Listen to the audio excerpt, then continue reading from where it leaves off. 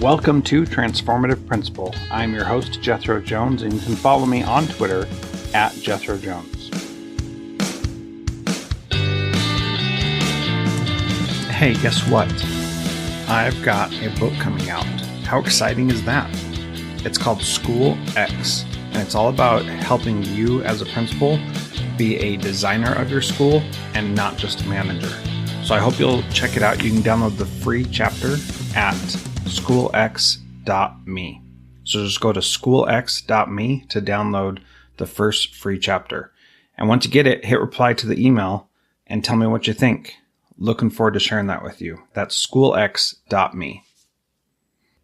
This episode is brought to you by John Catt Educational, a professional development publisher serving as the global leader in combining both research and practice in all materials.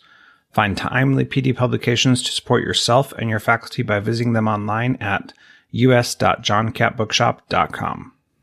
Great instruction gets students engaged. TeachFX equips teachers with the instructional strategies and job-embedded feedback they need to get students engaged in virtual or in-person classes.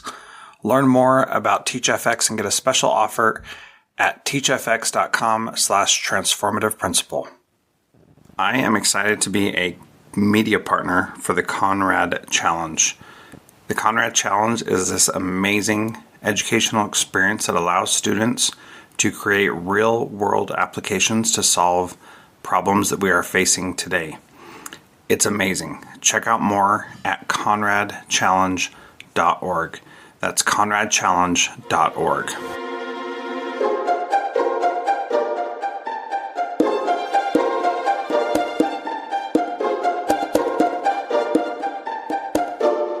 Welcome to Transformative Principal. I am very excited to have on the show again today Nancy Conrad, who is the founder of the Conrad Challenge, which is a global competition to help kids learn without limitations. And I've been a media partner of the Conrad Challenge for a couple of years now, and I just love what they are doing. So Nancy, welcome back to the Transformative Principal podcast. Thank you. It's a pleasure to be with you again. And I'm so excited to talk to you again this year because this is the 15th year of the Conrad Challenge. And so you've been doing this for a very long time and seen some of these kids grow into full-fledged adults who were part of the program before. So we've already talked about the Conrad Challenge on the podcast.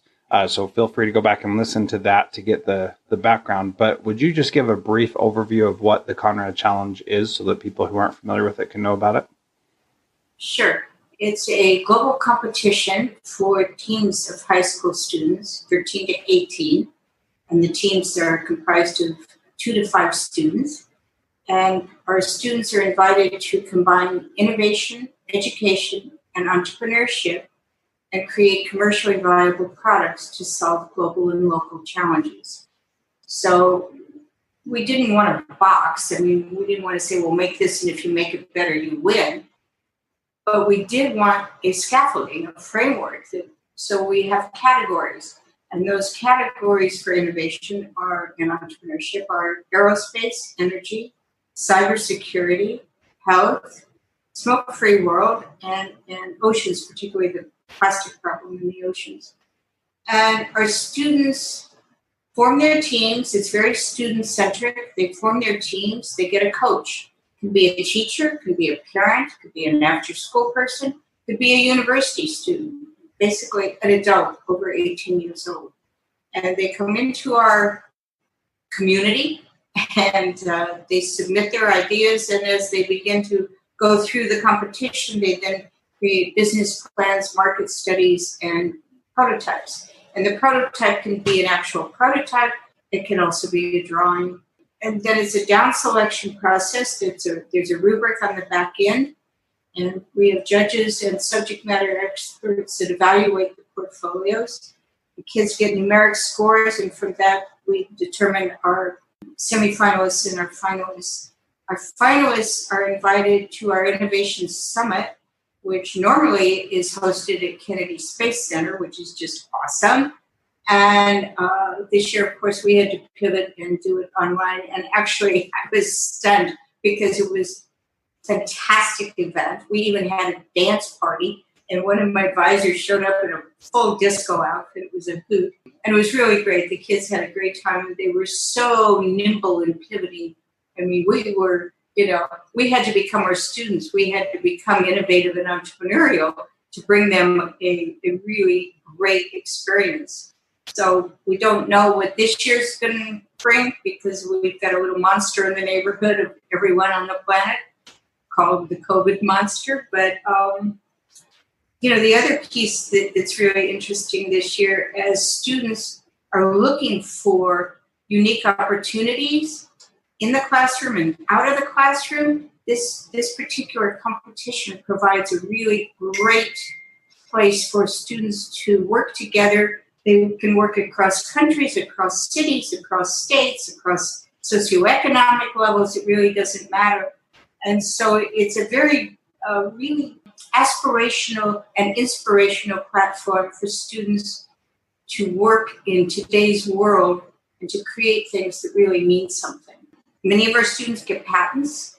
They deploy products. The students own their patents. We don't own them. We have patent awards. And we don't award a financial award for the winners. We give them experiences. And it's everything from speaking on the floor of the UN to attending top-tier education conferences like ISTE, or sometimes some of our sponsors send our kids to really amazing conferences around the world. And they're the stars. They get to speak. And it turns out, Jethro, that our Conrad Challenge credential is one of the top credentials for college admission. And some universities are now working with us to offer scholarships to our students, which is very exciting. So, yeah, we're 15 years and still cooking. And our kids that go through this competition become Conrad innovators. And then some of those students become part of our Conrad Alumni Leadership Council. And that group of kids really works very closely with the new students that come in, and it's become a community, really, a global community of young innovators. And these kids are they're rocking it. I mean, for the most part, these are kids that know how to think and know how to learn. And I say that, and sometimes people say, well, what does that mean? So if you ask me that question, I'll answer it for you. How's that? So I do want to talk about that in just a moment. But first, I want to talk about this idea that colleges are really excited to get kids who have been in the Conrad Challenge. There's a lot of talk in the education space about kids losing time, falling behind, not being able to stay caught up, quote unquote, which we know is just made up anyway because we determined what the grade level is. But this is an opportunity. And what I love about it so much is, as you mentioned, it crosses all these barriers that are typically seen as barriers, but really, people have been working remotely for years and collaborating on projects for years. And this is a great opportunity to show that that you've got that ability as a student. So when you say colleges really appreciate having kids in the Conrad Challenge and that credential, what does that mean? And what does that mean that they learn how to learn? That question that I was supposed to ask you that I already forgot exactly how I phrased it, but you can talk about that now. We've been doing online education for 15 years. So suddenly we're sort of the de rigueur of the way kids are learning. So part of it is that ability to collaborate and the leadership skills that are built into what we do. So to work in a team, you need to understand leadership, collaboration, cooperation, and communication. So they call them the SELs, and they're baked into what we do. What's unique about our kids, when you think about the classroom in I guess, the pre-COVID, the PC days, or they call them the BC days, before COVID, you were looking at complacent kids with the sage on the stage and the butts in seats and the talking head followed by a test. And that is called push education.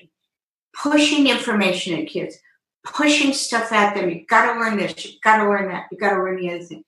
Yes, in our world, you still have to learn those things.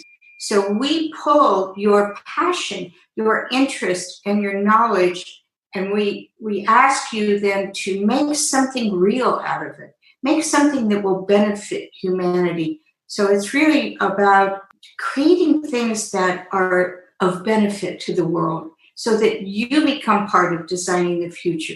You aren't a passive receiver of information. You are an active creator of solutions. It's a different planet, really. And so pull education, which is what we've been doing for 15 years, is now even more important, in my opinion, because that whole old model that all of us that work in education have been trying to get rid of for years. I mean, I'm a little bit, this is like I coined a word, Jethro, it's called Obstatunity. It's when an obstacle becomes an opportunity. Well, that's where we are. I mean, we have the capacity to be the online teaching tool for kids, which is what happened. So I guess sustainability is in our structure too. So that's what I mean by learning how to think and learning how to learn, because you have to apply your mind. You have to get passionate about it. It's purpose-driven innovation. Yeah. And one of my good friends, Damon Hargraves, called that pushing versus pulling. He called that it's like you're pushing a rope to get somebody to do something in the push education, and you're pulling the rope. It's a totally different experience. And when you're trying to push a rope, you just feel like you're wasting your time and it's not worth it. Yeah. Well, and I know the testing stuff is just such an unfair and ridiculous way to measure what a young person knows and their capabilities and their talents. And, it's a money game, let's face it. So that's a whole other story. Yeah, we could talk about that for hours, I'm sure. So the other piece of that is that when these kids have the opportunity to learn something, I've watched the summit presentations, and sometimes, Nancy, it's like these kids are speaking a foreign language because they have so much knowledge on the thing that they developed, and they have to have so much background knowledge to actually make it work. It's amazing to me to hear what these kids who are 13 to 18 understand. And there are things that are way over my head. And I feel like I'm a pretty well-educated, smart guy.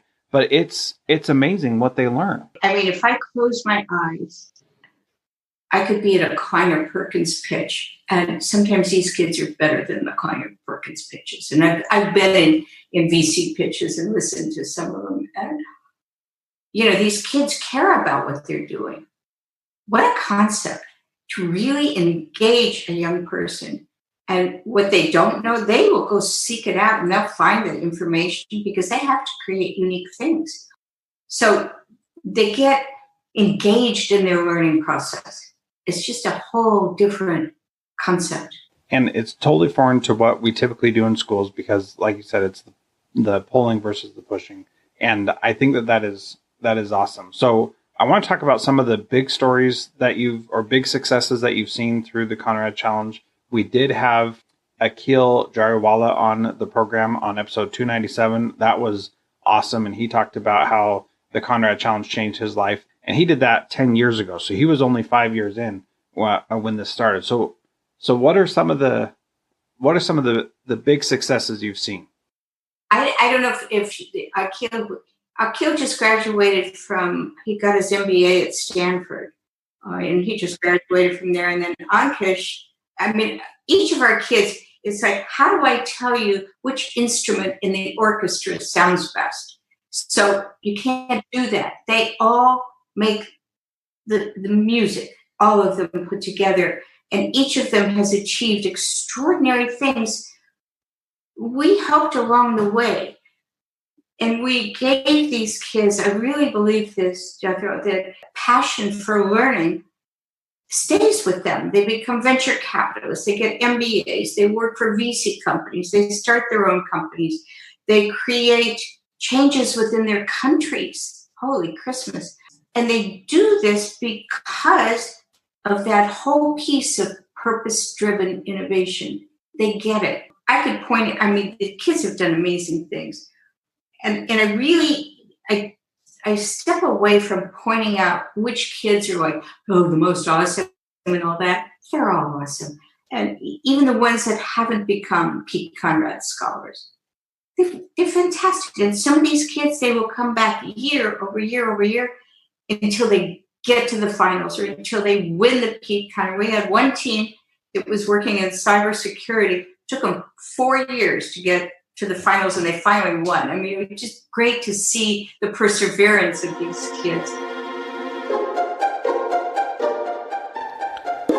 John Catt Educational supports high-quality teaching and learning by providing publications that are research-based, practical, and focused on the key topics proven essential in today's and tomorrow's schools.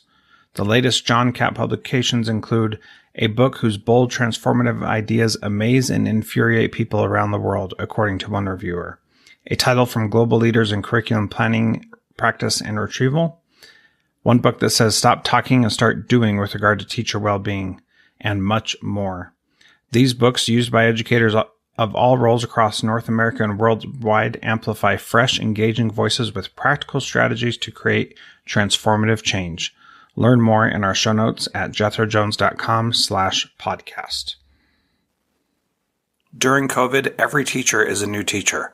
That's why innovative school leaders are turning to TeachFX, whose professional learning platform doubles student engagement online or in person. To learn more about TeachFX and get a special offer, visit teachfx.com/transformative principal.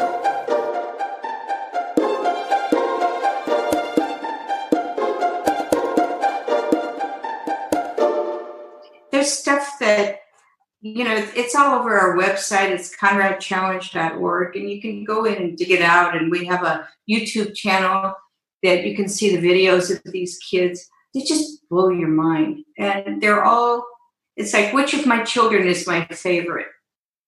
I can't do that. I've got thousands of children. So, yeah. Yeah.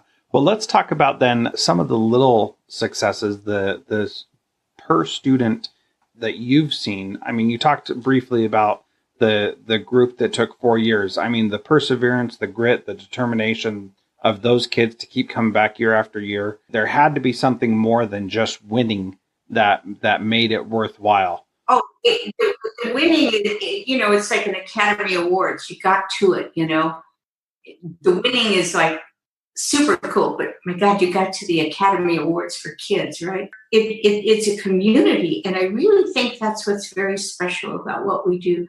I have never wanted a big, massive 250,000 kids, blah, blah, blah.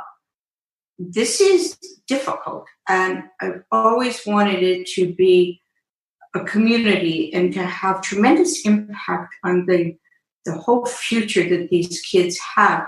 And they stay with us. They've been with us for years and years and years. Some of these kids go back 2010 and even before. And it becomes family. It really does. And it happens so quickly that you don't even see it happening.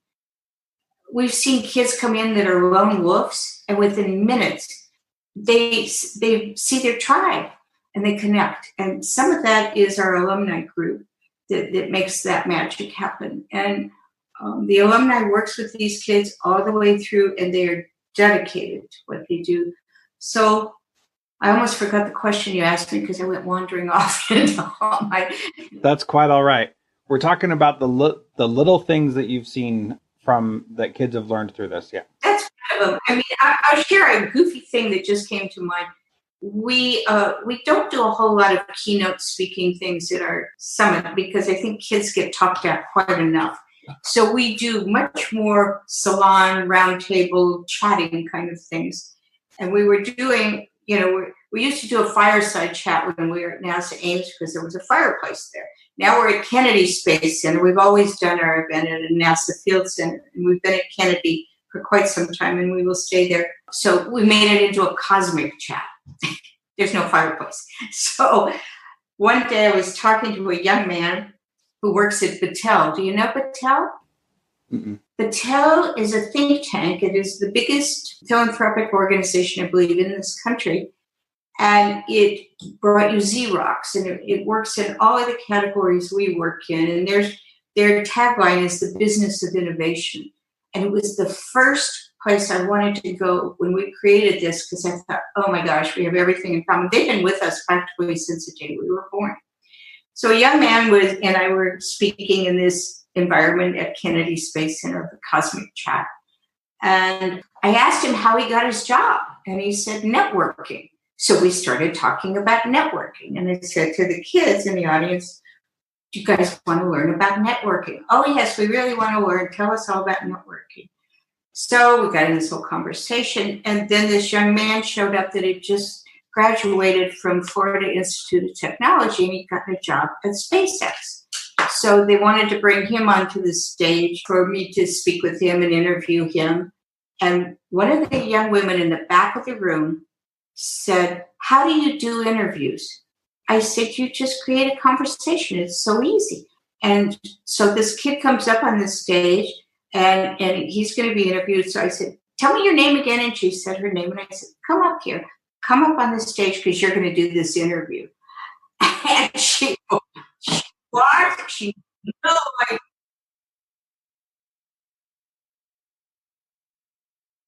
Yeah. So this was called Pull. She had a ball, and she stayed in our competition for a couple of years. I think she's part of our alumni group now. Actually, changed her life.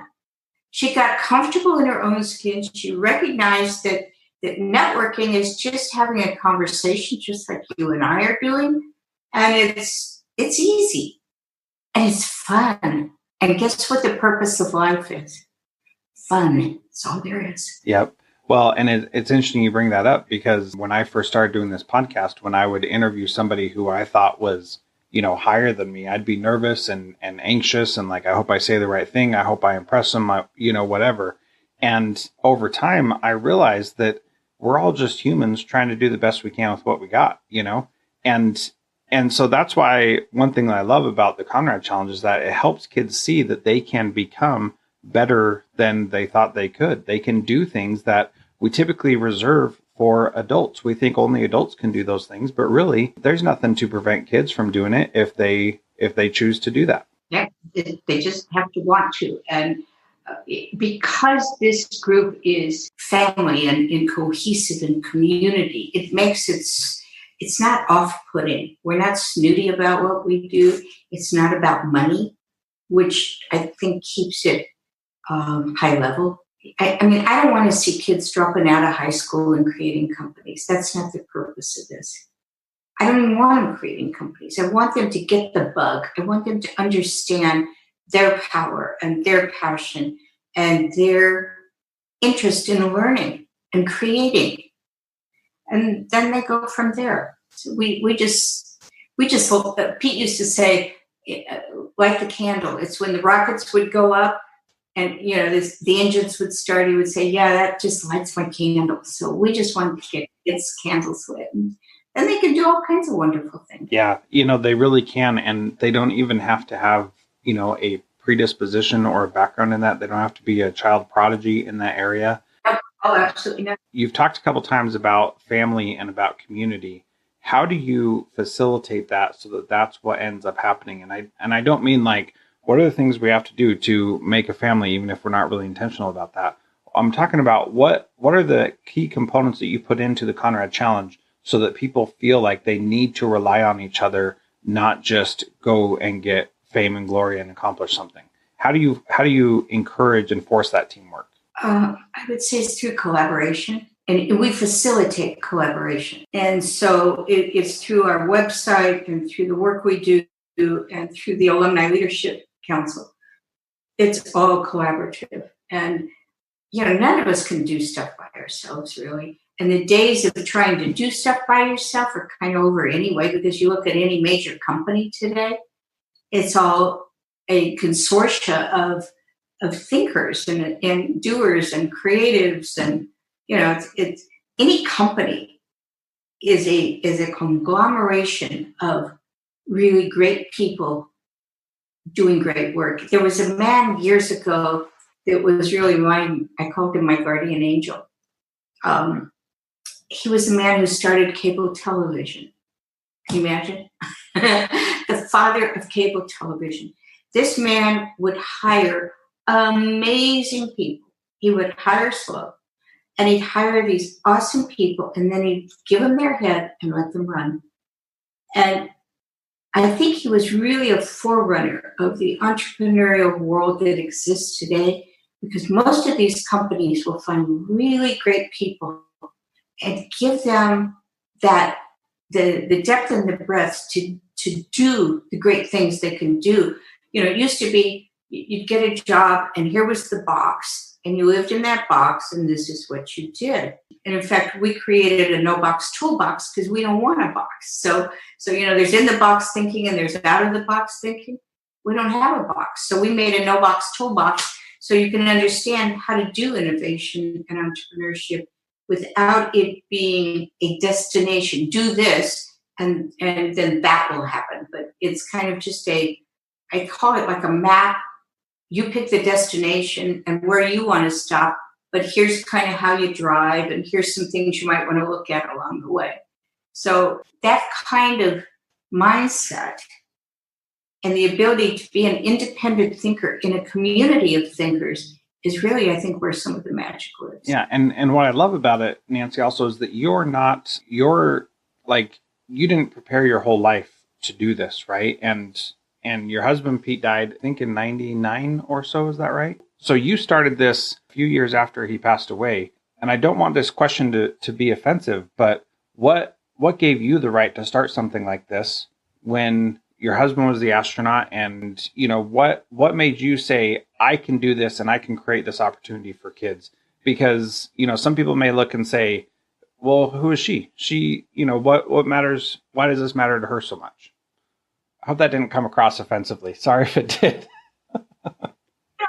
No, it take a lot more than that to offend me. I'm a teacher. And so teachers always teach. Spies always spy. It doesn't matter if you're still at the CIA or not. I mean, I have some CIA friends and their mindset kind of works that way. And teachers always teach. You can't help yourself. When I taught from a full education perspective. I taught English at a high school, senior English. And I got these kids all excited about poetry and T.S. Eliot and all kinds of things because the professors I had in graduate school were full education teachers, and I saw the magic of it. I had a guy who taught Shakespeare. He read us every Shakespearean play, stem to stern, took up every character, and I fell in love with Shakespeare.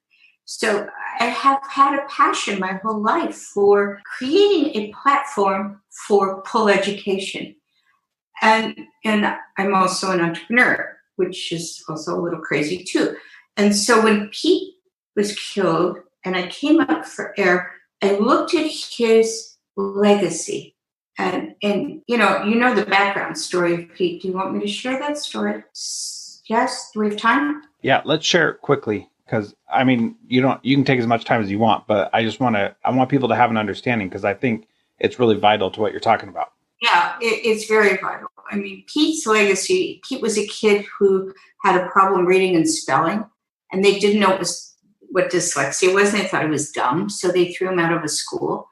His mom took him to a little school in upstate New York. He had to repeat the 11th grade, and the headmaster at that school saw something and took him under his wing. And Pete ended up with a scholarship to Princeton. So it could have just as easily been prison, believe me, as Princeton. He was a rowdy kid. And so he gets to Princeton. He learned how to fly. He soloed when he was 16 years old. And he loved flying. And so when he got there, he became an aeronautical engineer. 2 reasons. Loved to fly, didn't have to read or spell. So then he became a test pilot. And when Kennedy asked for a few guys to go to the moon, Pete liked to fly. He ended up 4 flights in space. He nailed a pinpoint landing on the moon on Apollo 12. Flew Skylab, our first space station. Damaged, rescued it, was awarded a Congressional Space Medal of Honor. Went on to work in the aerospace industry, and toward the end of his life, he was creating the next generation of vehicles that really formed the whole foundation for the commercialization and privatization of space. So here's a kid. An educator takes him under his wing. Kid gets a moonshot. So I took Pete's story and his legacy of that moonshot, my passion for full education, put them together, and we give kids a moonshot. It's what we do. And I love that because nobody has to be special or different or unique to have that kind of an opportunity. And I've, in the past couple months, for some reason, met a ton of people who are involved in this pole education? Well, I know the reason because that's what I'm involved in as well. And people all over the country are doing the same kinds of things where they are identifying their thing that they're good at and trying to find a way to help kids find what they're good at. Because if you can find what you're good at and you love what you're doing, it's not just that you don't ever feel like you're working, but you feel like there's so much fulfillment and enjoyment in your life that you become full, and a full cup runs over and shares with others around it. And that, I think, is what is so brilliant, that you have this network through the Conrad Challenge of people who have been through it, people who are going through it, and people who want to help. And there's so much goodness and support in that I love it. It's a lot of joy. And if kids want to come into it and they don't have a team, we can help them. We can find other kids that, the alumni will help them sort through it and find teams. And, they do have to have a coach. And if you can't find a coach, we'll help find a coach. I mean, I don't want to see any young person not be able to do this because it's fun. It's just doggone fun. And it's really a great way to begin to understand the who of who you are. What really lights your candle, as Pete would say. And that's so important to do. And I think that that's a great place to end, Nancy. I thank you so much. People can learn more about the Conrad Challenge by going to conradchallenge.org. Make sure you check that out. And of all years, this is the year to get involved because everything is so different. This will show you how kids can way surpass any standard you might set for them. And so any final parting words before we go, Nancy? Oh, let's see. Pete used to say in the space business, failure is not an option. In entrepreneurship, it's mandatory. So, yeah, that's called the Obstatunity, right? Yep. I love it. Well, thank you again, Nancy, for being part of Transformative Principal. I greatly appreciated my time with you today. Thank you, Jeff. Thank you to our valued partner, John Catt Educational. If you are a leader looking to make transformative change by providing yourself and your leaders and teachers with professional development that is research-based and rigorous, yet easy to digest and full of practical strategies, check out the latest publications from John Catt. Visit us.johncattbookshop.com to find information on bulk orders or learn much more in our show notes. You can also use the code TRANSFORMATIVE to save a bundle at us.johncattbookshop.com.